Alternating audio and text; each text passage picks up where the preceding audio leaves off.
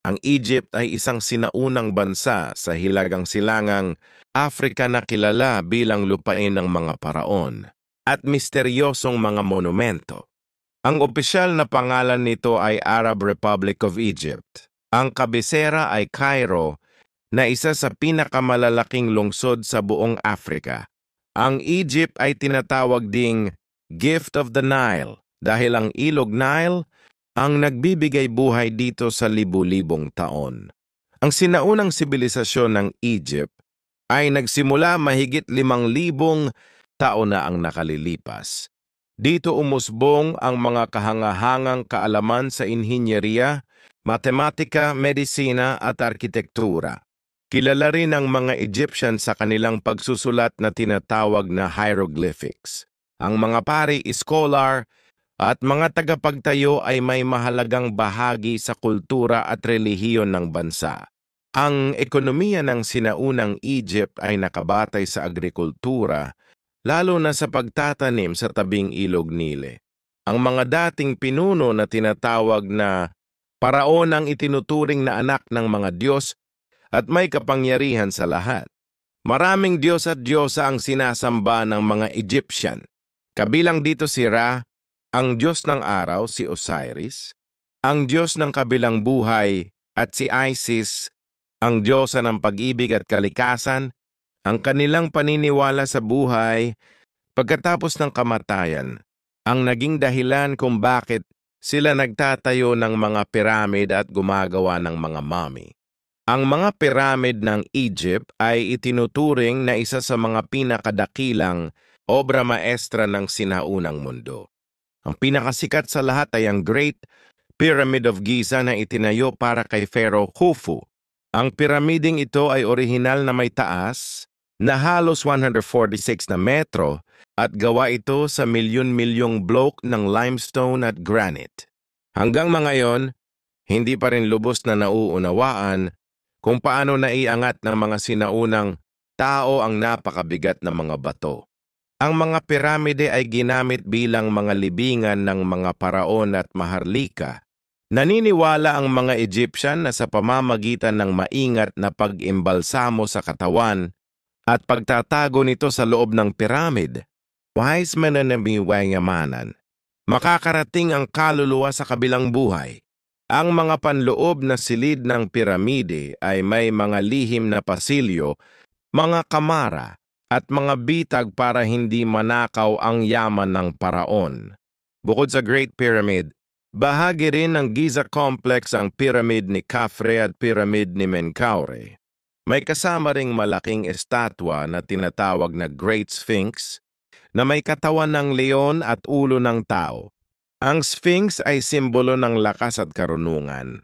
Sa buong Egypt may mahigit 100 piramid na naitala. Hindi lamang ito simpleng libingan, kundi simbolo ng kapangyarihan, relihiyon at mataas na antas ng kaalaman ng sinaunang lipunan.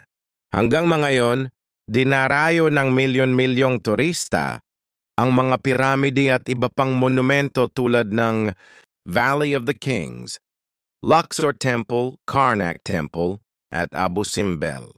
Ang mga ito ay patunay sa kagila-gilalas na kasaysayan at kultura ng Egypt.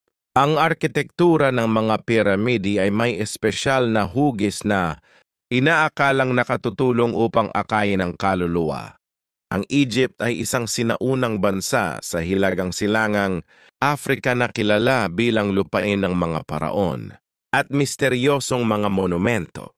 Ang opisyal na pangalan nito ay Arab Republic of Egypt. Ang kabisera ay Cairo, na isa sa pinakamalalaking lungsod sa buong Afrika.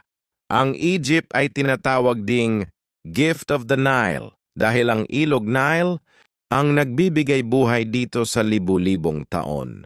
Ang sinaunang sibilisasyon ng Egypt ay nagsimula mahigit 5,000 taon na ang nakalilipas.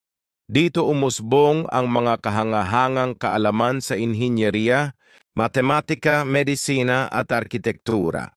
Kilala rin ang mga Egyptian sa kanilang pagsusulat na tinatawag na hieroglyphics. Ang mga pari, scholar, at mga tagapagtayo ay may mahalagang bahagi sa kultura at relihiyon ng bansa.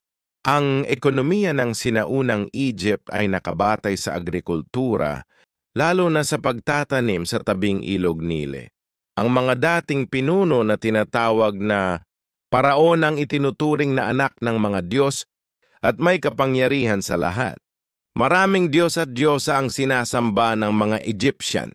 Kabilang dito si Ra, ang Diyos ng araw, si Osiris, ang Diyos ng kabilang buhay, at si Isis, ang Diyosa ng pag-ibig at kalikasan.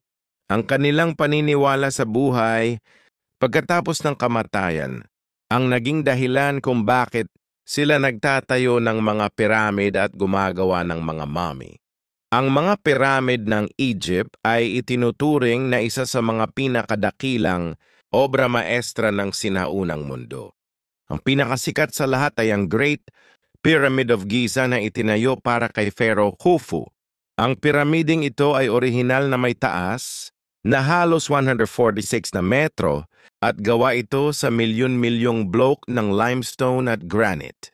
Hanggang ngayon, hindi pa rin lubos na nauunawaan kung paano naiangat ng mga sinaunang tao ang napakabigat na mga bato. Ang mga piramide ay ginamit bilang mga libingan ng mga paraon at maharlika.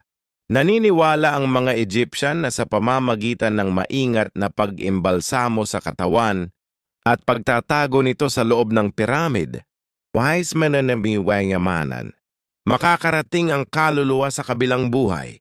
Ang mga panloob na silid ng piramide ay may mga lihim na pasilyo, mga kamara, at mga bitag para hindi manakaw ang yaman ng paraon. Bukod sa Great Pyramid, bahagi rin ng Giza Complex ang Pyramid ni Khafre at Pyramid ni Menkaure. May kasama ring malaking estatwa na tinatawag na Great Sphinx na may katawan ng leon at ulo ng tao. Ang Sphinx ay simbolo ng lakas at karunungan. Sa buong Egypt may mahigit 100 piramid na naitala. Hindi lamang ito simpleng libingan, kundi simbolo ng kapangyarihan, relihiyon at mataas na antas ng kaalaman ng sinaunang lipunan.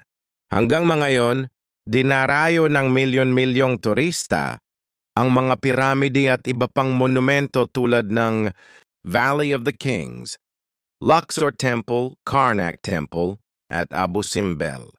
Ang mga ito ay patunay sa kagila-gilalas na kasaysayan at kultura ng Egypt.